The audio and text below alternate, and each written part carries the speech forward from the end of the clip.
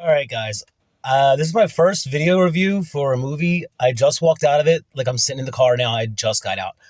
I'm doing Alien Romulus. Oh my God.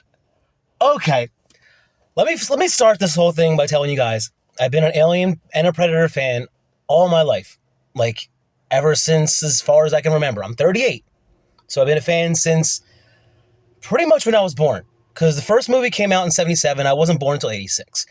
But I saw Alien, the first movie, when I was about 6, and I didn't really see it. My dad was watching it, and most of the scary movies I got to watch when I was a kid, it was because I would sneak in while my dad was watching and sit at the top of the steps and watch what he was watching. So Alien scared the balls off me when I first saw it when I was 6 years old. Then I saw Aliens, and my dad watched that a lot because he loved the whole, like, it was Vietnam War, but with aliens and in space. Like, it was his thing. And I loved it because it was a good action movie. Then, what was it, 92 or 93, 91 maybe? Early 90s when Alien 3 came out. And it came out just as, like, it came out in theaters just as I was watching the rest of the Alien movies on tape. So I didn't get to see that until I was about 10. So that's 96. So maybe when it first came out, I saw it when it came out on tape because my dad rented it from what was called Moonlight Video back then. It was a small mom and pop rental shop. And I liked Alien 3 a lot because it felt like Alien 1, and it was a different kind of story. Like, it was Ripley, and she was impregnated, and she was dealing with it. Now, I'm going to throw some spoilers into this after a few minutes for Romulus when I get to Romulus, but I'm not going to do it right in the beginning while I'm talking about it. So you'll get a chance to wait up. All right, so then Alien Resurrection came out in like 97, and I saw that in theaters, and there was a lot I didn't like about it. The newborn alien, I didn't like about it. What they did with the Queen, I kind of understood what they were doing, but I didn't like it. The newborn, I really didn't like the newborn. Especially the whole and the whole like it felt a connection with Ripley. I'm like, I get that because Ripley was like kind of its mom and sort of genetically, and that Ripley had the alien. Oh crap! Ripley had the alien DNA, so it kind of recognized her with that. It's another thing I didn't like about the movie was they made Ripley into a fucking alien hybrid superhuman that could hear them and sense them, and I didn't like that at all. So Alien Resurrection, I would give that like a 6.5 or a 7 out of 10. Then it's been a long time. I was pretty much an adult by the time Prometheus came out. Woo! Ridley Scott, the guy that made Alien, the first one. He's back making more Alien movies, but this is called Prometheus. It's not called Alien. And I watched it, and it felt like I was watching Alien over again, but with too much CGI. And I was a fan of the Alien and Predator comics, too. I was always a fan of the Alien series. And in the Alien comics, it never really explains much about the engineers. Like the space jockeys, the ones that, like, they were the ones that was a ship that they found in Alien 1. That was where all the aliens came from, the engineers.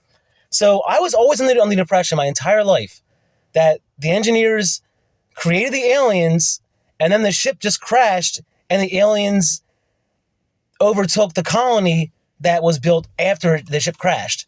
And that's sort of how the story went with Prometheus. But it ended up being that they created this black goo, which makes the perfect, or which evolves life forms into a newer form, which is like evolving towards perfection. And it kind of made the engineers into humanity's gods because we were one of their creations. I didn't like that. I didn't like turning the engineers into our gods.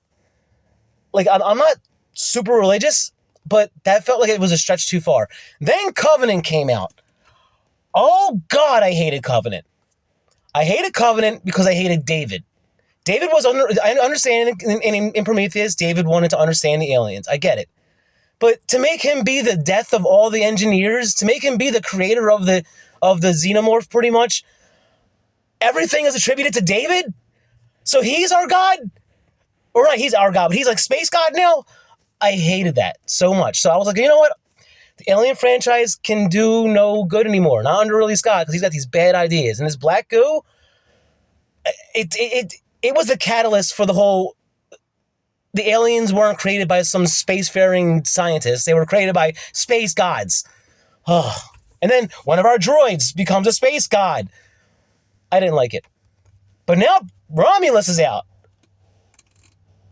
Okay, before I get into Romulus, let me mention that Neil Blomkamp, who made Chappie, District 9, Elysium, I think one or two other movies, he was set to make...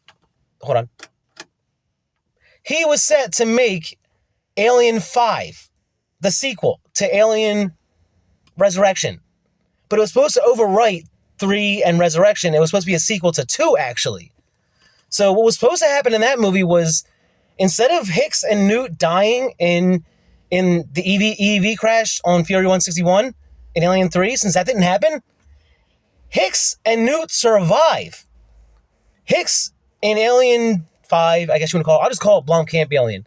Blomkamp Alien, Hicks was supposed to be a grizzled and injured and like almost like Rambo, but he really wasn't ready for the mission. And Ripley wanted to find Newt.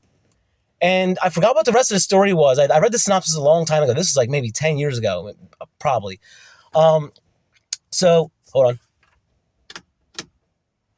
So, they were supposed to go and infiltrate a Weyland-Yutani research facility, and you would see what they were doing with the aliens that they were taking from other colonies, and they would also have the alien that was launched out from the Nostromo and the queen that was launched out from the Sulaco. They would have been able to collect those and use them in their research. So Ripley wanted to find Newt. Newt was in the research facility because of her close-hand experience with the aliens, being that she survived on her own in the colony during the infestation. So Ripley went to go save her, and she needed Hicks's help to get clearances and stuff like that. I think that's the reason why Hicks was involved.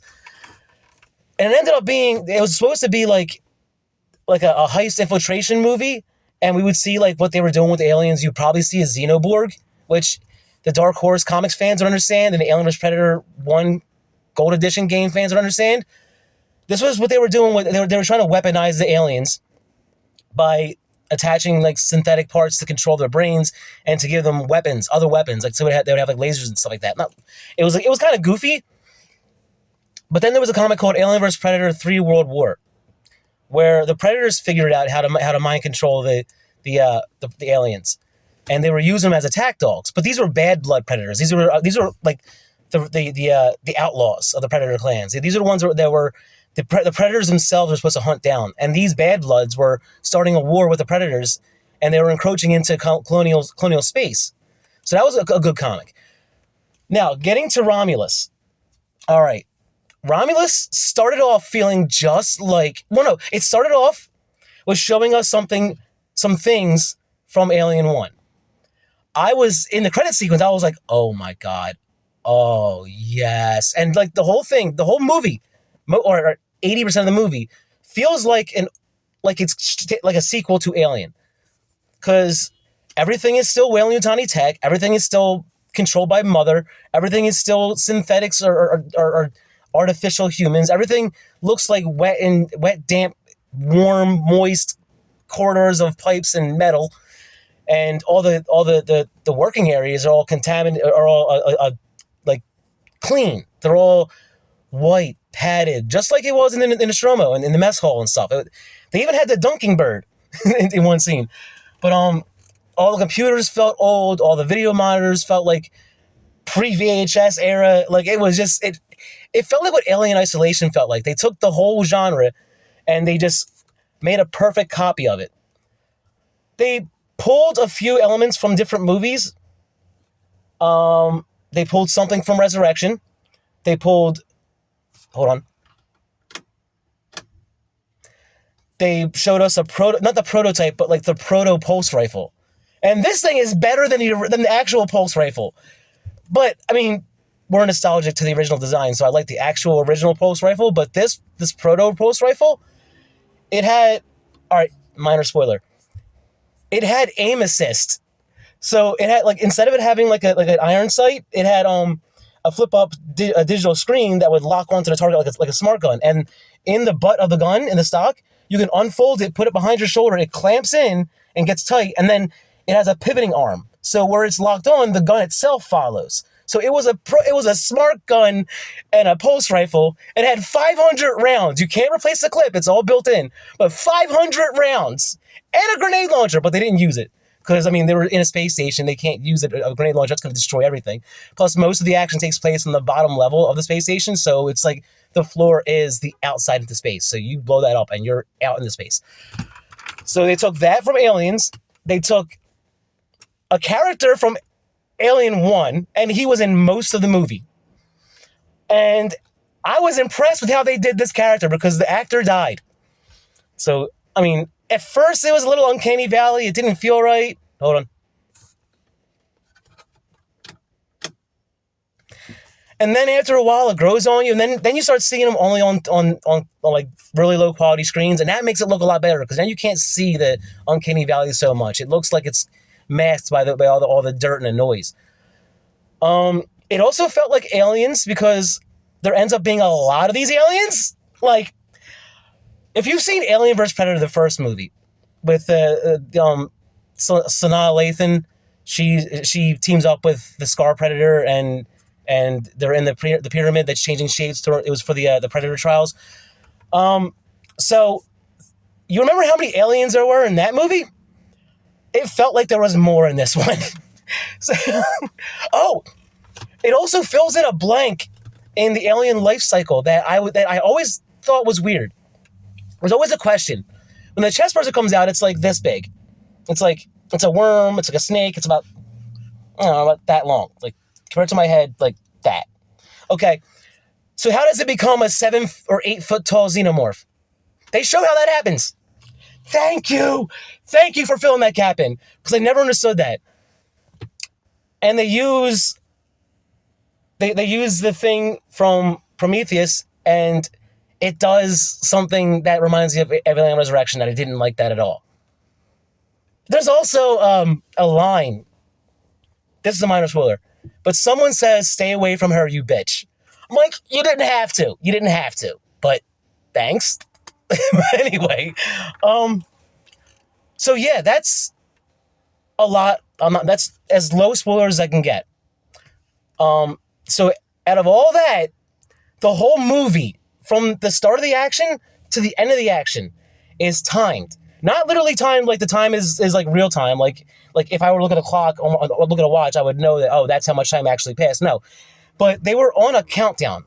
In the beginning of the mission, they have 46 hours to do this mission. So that's like, there's no stress there. But then something happens to where now it's knocked down to like 48 minutes. So they have like less than an hour to do this and to get off the ship.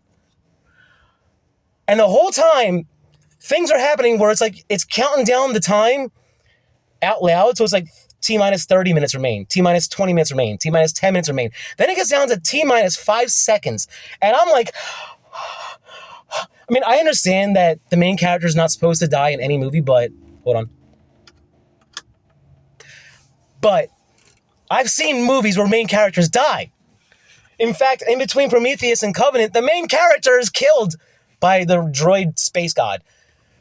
So, oh man, I just lost my train of thought. But, oh god, there's 2 really intense, 3, 4 really intense sequences. Okay. One is the first chest burster scene. We see it in trailers, but to see it on a big screen with that sound and how long they dragged it out, oh god. Second, when the face huggers first start showing up, I'm on the edge of my seat like, oh no, I know what this means. Oh no, oh god, oh no. And that's hard. It feels a little bit like Resurrection, because in Resurrection there was a scene where they were in the water and there was aliens in the water. But no, this is like shallow water with tiny little aliens. I'm like, oh god, no, I know what's gonna happen. I'm on the edge of my seat during this scene. Third intense scene was you see in the trailers the part where you see someone floating towards the floating acid in zero gravity. That scene's a little intense because I'm like, If any part of her body touches that, she's fucked. But a fourth intense scene for me came before that. It's when you first see the acid in action. And it's working on a person. That scene felt so agonizing to watch. So I'm like, there's 4 intense scenes. No, 5. Because if you remember in Prometheus, there was a scene where there was an alien growing inside the main character, and then she had to use a surgical machine to get it out. All right, well, they didn't have a surgical machine. So there's a part where something comes out of someone, and I'm like, oh, God! I had to be quiet because I was by myself. I didn't want to interfere with everyone else around me, but there were so many points where I was like, 5 points of intense action, or not even action, but intense. Oh, okay. I don't know what else to say, but this is a 8.7 out of 10. I would say 8.5, but it was just too much good. I would say 9, but there were some things I didn't like. I'm not going to say 10 because I don't think there's such thing as a 10 movie. Even the Lord of the Rings trilogy, even all the Star Wars movies, they're not 10s. Well, Lord of the Rings comes to 9.5. The Hobbit doesn't come that. The Hobbits are like 8.5 and lower. But yeah, like, I don't think there's such thing as a 10 movie. There's always something that I find wrong with it. But this was an 8.7 to me. And this comes from someone who's... Hold on. This comes from someone who's a very big Alien and Predator fan. This movie, Fede Alvarez watched all the movies, it seemed like, studied them, and then did the best he could to put it on screen. Now, the one thing I think that was lacking came from Alien Isolation and Alien Dark Descent. Seegson Enterprises was missing. But I understand because it takes place only in 2 locations, 3 actually, and they're all Weyland-Yutani locations. So you're not going to see too much Seegson. Seegson was their competitor. Seegson is a company that exists, and they're more involved with like space stations, droid manufacturing, but not so much mining, not so much terraforming, not so much mining, not so much colonization. A little bit of colonization, but not so much. Weyland-Yutani owned that field. Seegson was kind of going out of business at that point. But they made the Working Joes, and you didn't see them in this movie, but you saw them in those 2 games. And I thought it was nice that Dark Descent was like making a lot of references to Isolation, because Isolation is supposed to be canon to the story. And speaking of Isolation, they don't make any references to that, except for one of the things that was from Alien, the first movie. But Isolation itself, there's no mention to it. So that could be canon on its own and still exist in this universe. Dark Descent, that could also exist in this universe because it doesn't make any reference to Isolation or the events of, or not many references to the events of the movies, besides like Weyland-Yutani and the Xenomorph, and there's just basically setting. Excuse me. Too much soda at the movies. But besides that, I think I've rambled on long enough. I took up enough of your time. This is just me throwing out a video. This is not going to be something I do regularly. I don't go to the movies that often. Like, it took a lot for me to come out to the movies. The nearest theater to me, the nearest theater that's worth going to, is 45 minutes away. Paying to see a movie is close to $20. If I don't smuggle in some kind of can of soda, like I did, or snacks, then I'm going to be paying at least $15 for myself to eat by myself all alone. So that's like $35 plus gas, plus 45 minutes of travel. The last movie I saw was Deadpool versus Wolverine, or Deadpool Wolverine, and that was worth the trip. And I saw it in 3D, and that was really worth the trip. This was extremely worth the trip. But there's probably not going to be anything else I see in theaters this year, so I'm not going to do any more of these unless I go to the theater and see it. So that's all I got to say. 8.7 out of 10. Romulus, if you are a fan of Aliens and you watched all of them, and if you have extended knowledge with the comics and the games, you're going to love this movie. That's all I got to say. Peace out.